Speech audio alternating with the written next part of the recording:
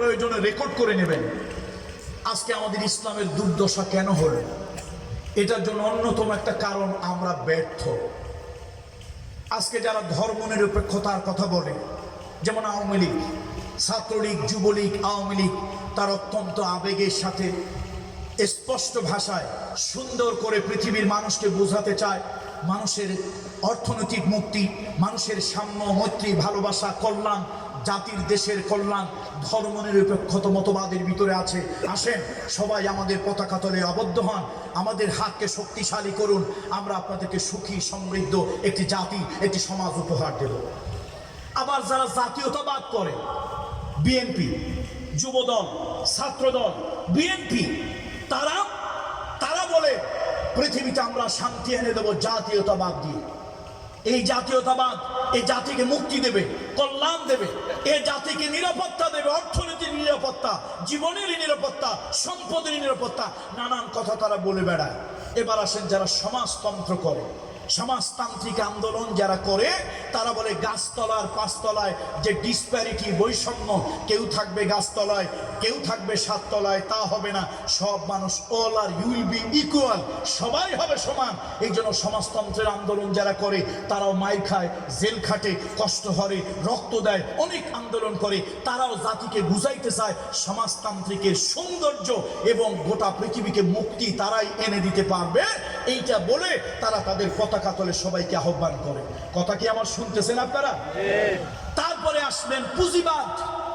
তারাও ঠিক পুঁজিবাদে লাভ আছে, শান্তি আছে, টাকার পাহাড় আছে, পুঁজিবাদে ভোগ বিলাস আছে ইত্যাদি তারা বলে বেড়ায়। কিন্তু আজকে বড় ব্যর্থ আমরা মসজিদের ইমামেরা, বড় ব্যর্থ আমরা আলেমেরা, বড় ব্যর্থ আমরা খতিবেরা, বড় ব্যর্থ আমরা পীরেরা, বড় ব্যর্থ আমরা ওয়াইজিনেরা। আমরা ওয়াজের স্টেজে উঠে ওই আওয়ামী লীগের মতো, ওই জাতীয়তাবাদী দলের মতো, বিএনপির মতো, ধর্মনিরপেক্ষতাবাদীর মতো, ওই সমাজতান্ত্রিকদের মতো, আমরা ওই কমিউনিজমের মতো, আমরা পুঁজিবাদীদের মতো সুন্দর করে বুঝাইতে পারি না আমার শাসন ব্যবস্থা, আমাদের দল, আমাদের কনস্টিটিউশন ইত্যাদি দিয়ে আমরা আপনাদেরকে শান্তি, কল্যাণ, মঙ্গল, নিরাপত্তা দেব।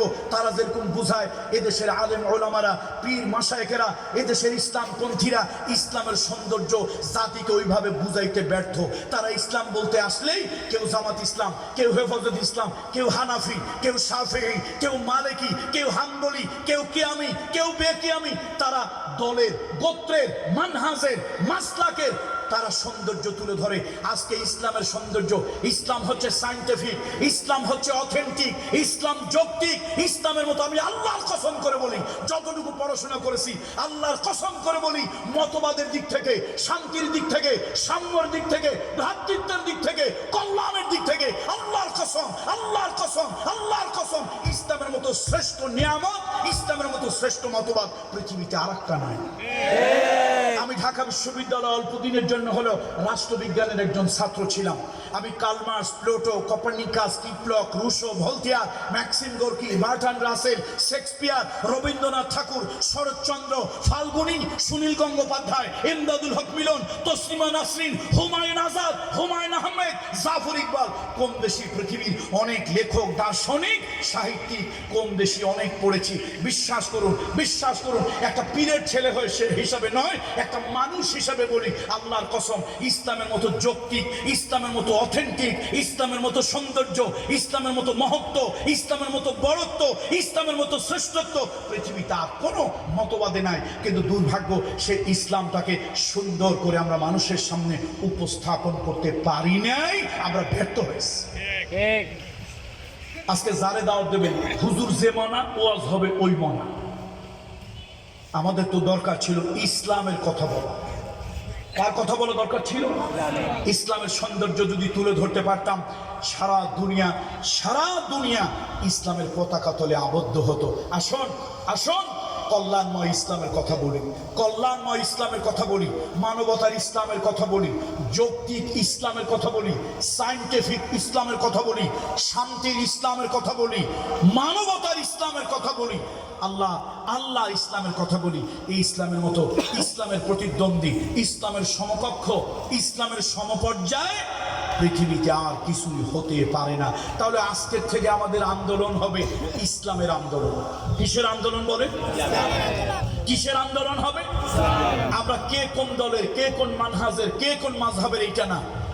ধর্মনিরপেক্ষবাদীরা যদি তাদের আদর্শ সারা দুনিয়ায় লাউডলি বুক ফুলায় প্রচার করতে পারে, জাতীয়তাবাদীরা তারা যদি তাদের আদর্শ বুক ফুলায় প্রচার করতে পারে, তারপরে সমাজতন্ত্রীরা যদি তাদের আদর্শ বুক ফুলায় প্রচার করতে পারে, কমিউনিজমওয়ালারা তারা যদি তাদের আদর্শ বুক ফুলায় প্রচার করতে পারে, পুঁজিবাদীরা যদি পারে, তো আমরা ইসলামপন্থীরা কেন পারবো না? Why not? কেন পারবো না? তাহলে আজ থেকে কার কথা বলবো? আওয়াজ দিয়ে বলেন, কার কথা বলবো? কার পক্ষে চলবো? কার জন্য লড়বো? প্রয়োজনে কার জন্য জীবন দেব? কোন মতবাদ প্রতিষ্ঠার চেষ্টা করব? ইসলামের। আমি কাউকে ভয় পাই না, আমি কাউকে তোয়াজ করে কথা বলি না, আমি কাউকে জমা খরচ দিয়ে কথা বলি না। জমিন হলো আল্লাহ, আর আমি কথা বলবো আল্লাহর ইসলাম। এই ইসলাম যদি রাষ্ট্রের ক্ষমতায় চলে আসে, অমুসলিম ভাইরা, ডিমের ভিতরে কুসুম যেরকম নিরাপদ, পানির ভিতরে মাছ যেরকম নিরাপদ, মায়ের কোলে শিশু যেরকম নিরাপদ, অমুসলিম ভাই বোনেরা ইসলামের কাছে ঠিক অনুরূপ নিরাপদ। আপনারা ইসলাম ধর্মে নাকি পরধর্ম সহিষ্ণুতা খুঁজে পান না, সাম্য মৈত্রীর কথা খুঁজে পান না। আহারে মুসলমান, তোমার যে কি অধপতন হয়েছে মুসলমান। আজকে সারা দুনিয়ার মুসলমানদের অধপতনের কারণেই তো মুসলমান মার খায়। বদরের প্রান্তরে মাত্র 313 জন মুসলমান ছিল, 1000-এর বিরুদ্ধে একটা ইতিহাস তৈরি করেছে।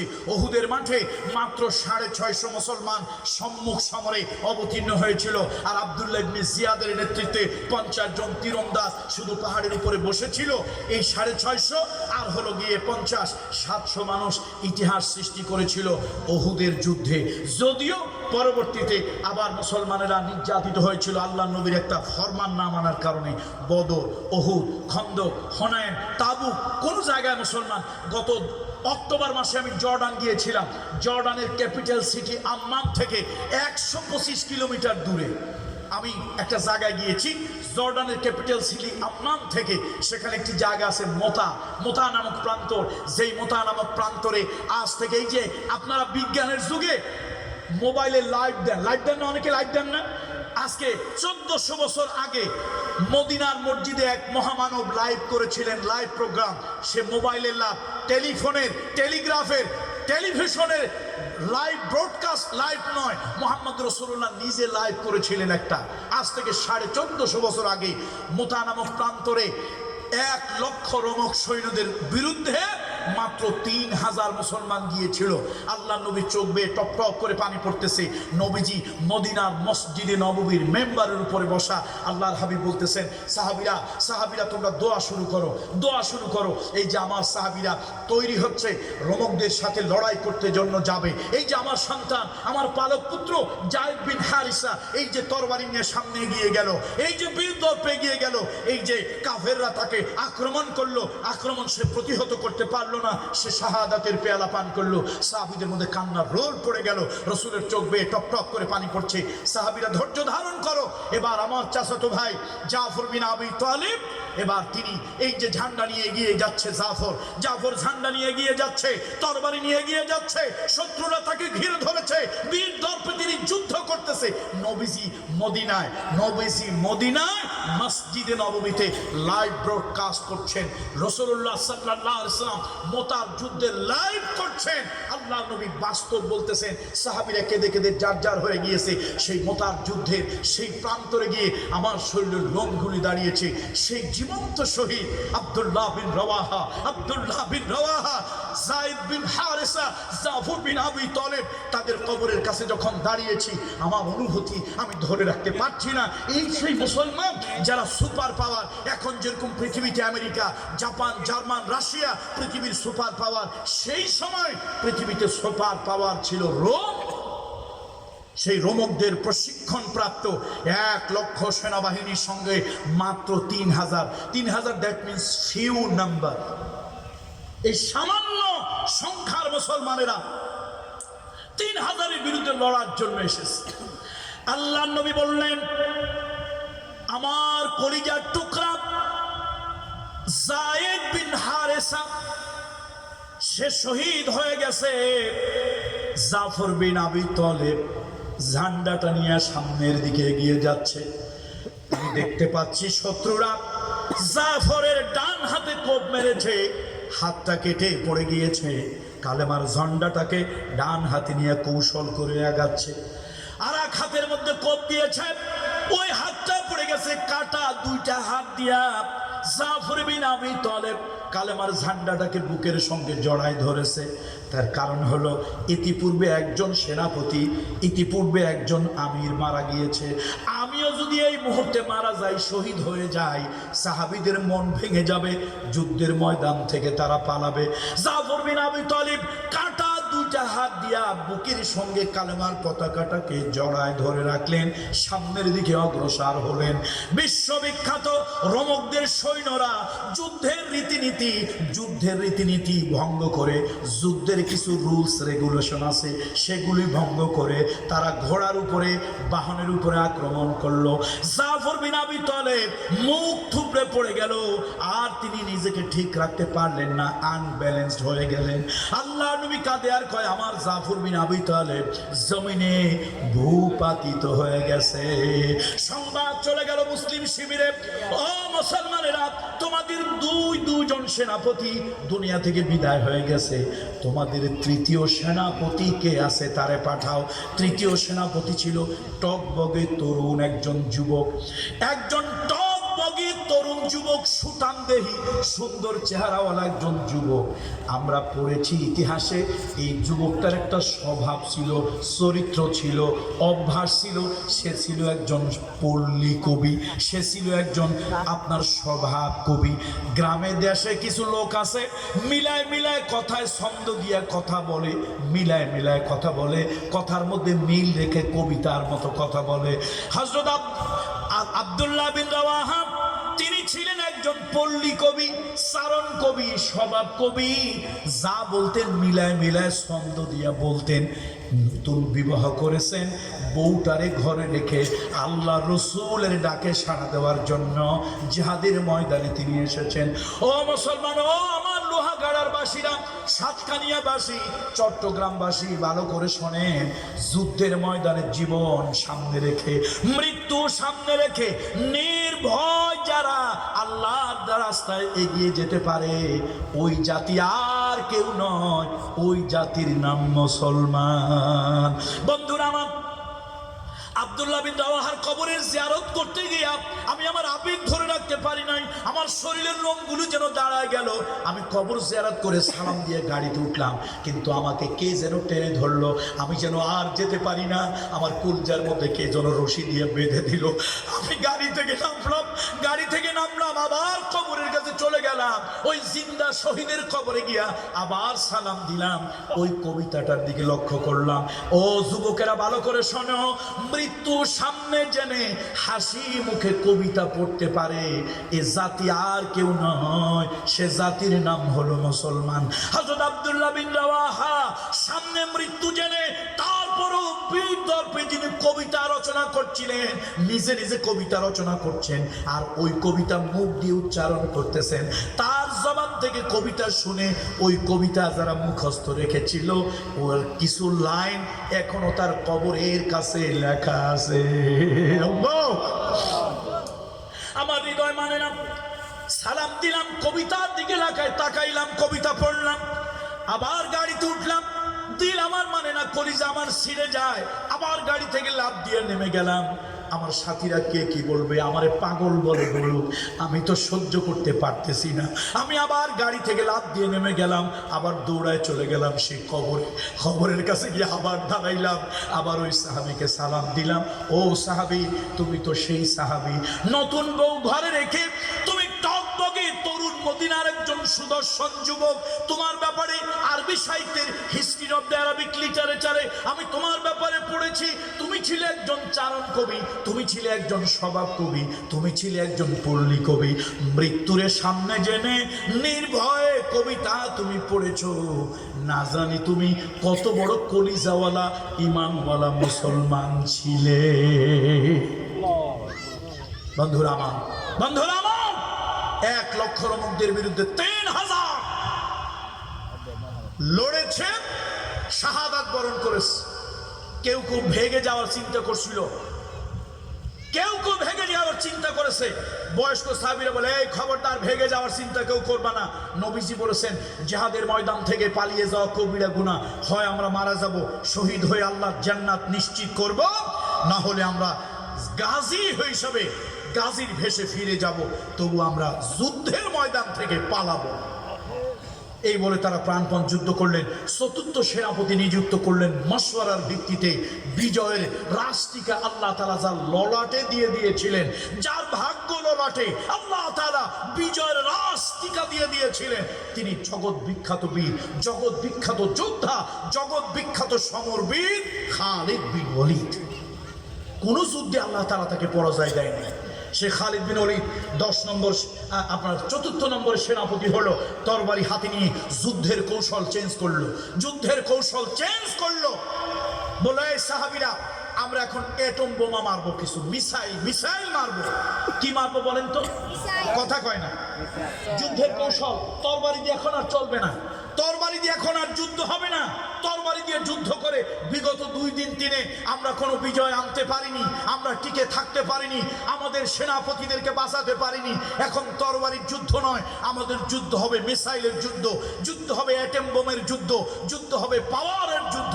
আসো আমরা উপরে উঠবো, আল্লাহু আকবার, নিচে নামবো, সুবহানাল্লাহ বলতে হয়, আল্লাহু আকবার, তরবারি চালাবো, আল্লাহু আকবার, সামনে কদম রাখবো, আল্লাহু আকবার, আল্লাহু আকবার, আল্লাহু আকবার, আল্লাহু আকবার, সামনে ডাবল মার্চ করো, এগিয়ে যাও, তরবারি বের করো। হয় মরবো, শাহাদাতের পেয়ালা পান করব, না হলে বিজয় নিয়ে ঘরে যাব। এই যে আল্লাহু আকবারের আওয়াজ, পুরো মুতার প্রান্তরে মনে হচ্ছে টাস টাস করে বোমা বর্ষণ হচ্ছে, টাস টাস করে মিসাইল মারতেছে। আল্লাহু আকবারের আওয়াজ শুনে অনেকের কানের পর্দা ফেটে গেল। আজও আল্লাহু আকবারের শব্দ শুনলে কিছু কিছু মুসলমান মালাউনের কলজার মধ্যে জ্বলে। আমি সব ধর্মের, আমার অন্তত 1,000,000 ভিডিও আছে ইউটিউবে। এদেশের গোয়েন্দারা নিশ্চয় আমার ভিডিও সবারটা যখন দেখে, আমারটাও তো দেখে। আমি আজ পর্যন্ত কোনো ভিন্ন ধর্মের লোককে বিদ্বেষ করে কোনোদিন কোন ধর্মের লোকদেরকে বিদ্বেষ করে, কারো দেবদেবীকে বিদ্বেষ করে কোনো কথা বলি নাই। কেন? আমার নবীজি আমার ওই আদর্শ শিখায়নি। ধর্ম যার যার, দেশটা আমাদের সবার, ধর্ম যার যার, দেশটা আমাদের সবার। আমি সব ধর্মের লোকদেরকে সম্মান করে, রেসপেক্ট করে কথা বলেছি।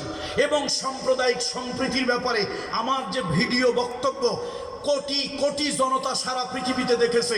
অনেক গোয়েন্দা, অনেক এমপি, অনেক উপজেলা চেয়ারম্যান আমার এই বক্তব্য, কুমিল্লায় যখন সাম্প্রদায়িক গন্ডগোল হলো, তারা আমার এই বক্তব্য দেখে অনেকে ব্যক্তিগতভাবে আমার নাম্বার সংগ্রহ করে, আমার সেই নাম্বার নিয়ে আমাকে টেলিফোন করে আমাকে ধন্যবাদ দিয়েছেন, থ্যাঙ্কস দিয়েছেন, অ্যাপ্রিসিয়েট করেছেন। এমনকি ওই একটা কি বলবো, পরে করে কোন ভাষায় বললে হয়, কি নিজুম মজুমদার, এগুলা মানুষ নামের কলঙ্ক, কুত্তা বিড়াল শিয়ালের থেকে 1 কোটি গুণ নিকৃষ্ট।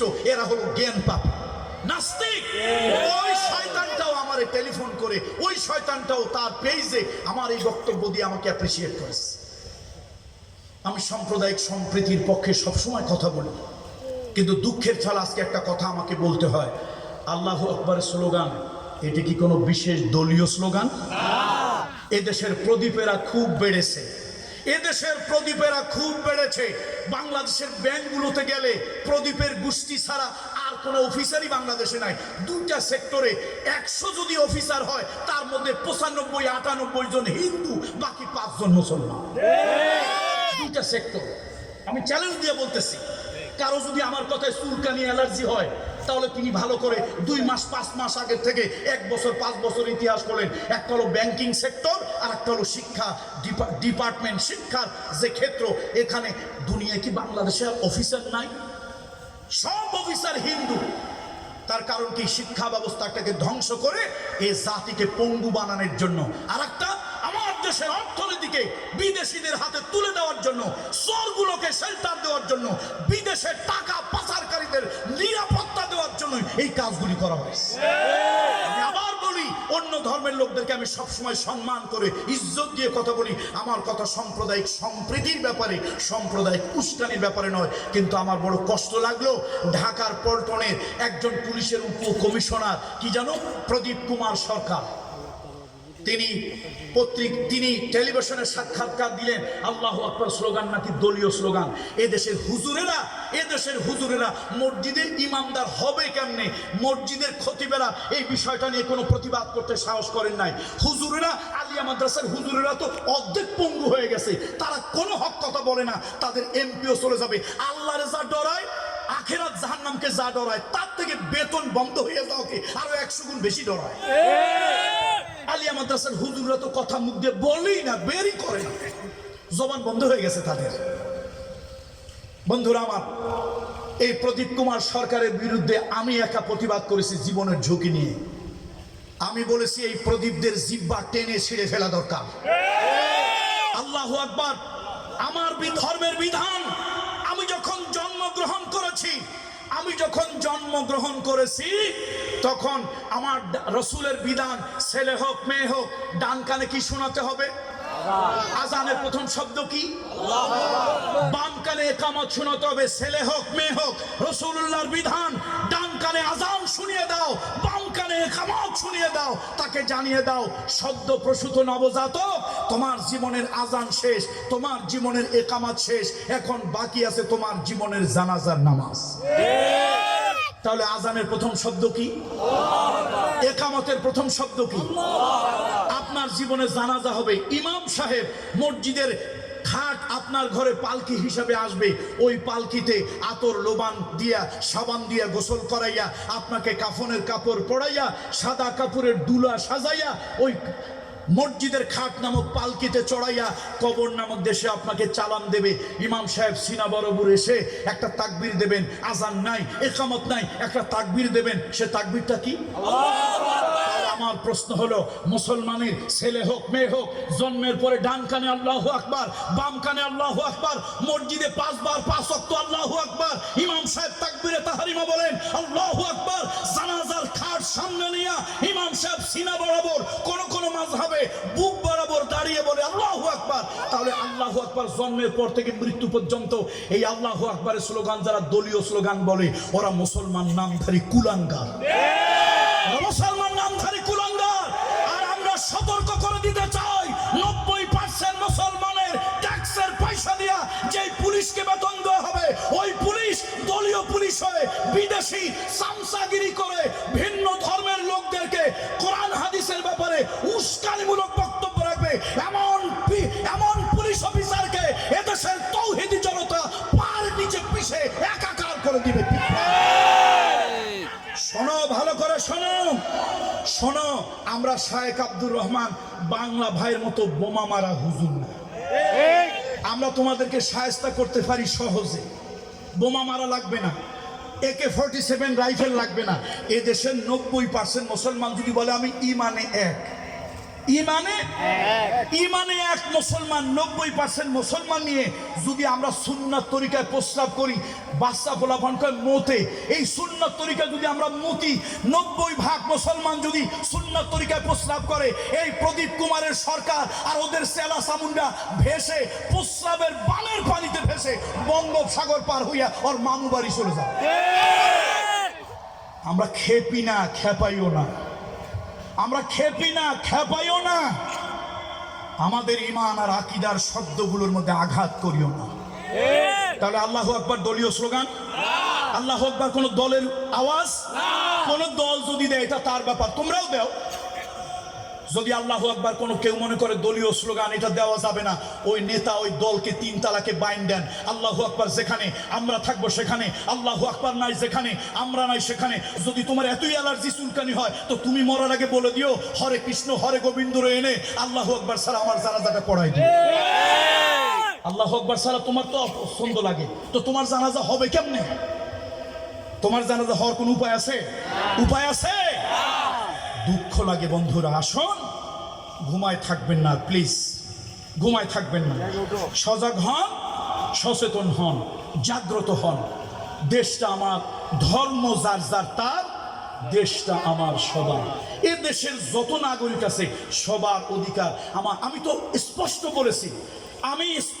বলেছি সরকারের গোয়েন্দা সংস্থা এবং সাংবাদিকদের সামনে, হাজার লক্ষ জনতার সামনে বলেছি, আমার জাতিকে নীতি নৈতিকতার শিক্ষা দেওয়া দরকার। প্রয়োজনে হিন্দু ধর্মের লোক রেখে হিন্দু বাচ্চাদেরকে ধর্মীয় নৈতিক শিক্ষা দাও, বৌদ্ধের ধর্মের লোক রেখে বৌদ্ধ ধর্মের বাচ্চাদেরকে ধর্মীয় নৈতিক শিক্ষা দাও। আমার মুসলমানদের বাচ্চা সন্তানগুলোকে নৈতিক শিক্ষা দেওয়ার জন্য ব্যবস্থা করো। আমার দেশের শিক্ষা ব্যবস্থা কারা চালায় দেখেন, কারা চালায় শিক্ষা। ছোটবেলায় আমি কবিতা পড়ছিলাম, জানি না আপনারাও পড়ছেন কিনা, কি সুন্দর একটা কবিতা লিখছে একজন হিন্দু লেখক, আমার কোনো আপত্তি নাই, লেখা ভালো। সকালে উঠিয়া আমি মনে মনে বলি, সারাদিন আমি যেন ভালো হয়ে চলি, আদেশ করেন যাহা মোর গুরুজনে, আমি যেন সেই কাজ করি ভালো মনে। আচ্ছা, একজন হিন্দু লেখলো, কথা ভালো না খারাপ? এটা কিন্তু আমার